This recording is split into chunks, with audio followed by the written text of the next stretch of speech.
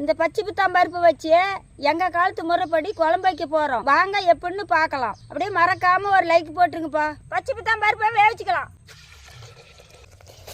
பூண்டு, பச்சை மிளகாய், தக்காளி, சீரகம், மஞ்சத்தூள், கடலை எண்ணெய், கல் உப்பு. காற்று அதிக மாட்டேங்குது, மழை வேற வருது.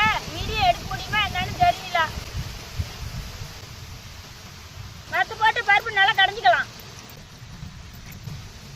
குழம்ப தாளிச்சிக்கலாம். கடுகு, சின்ன வெங்காயம், கருவேப்பிலை,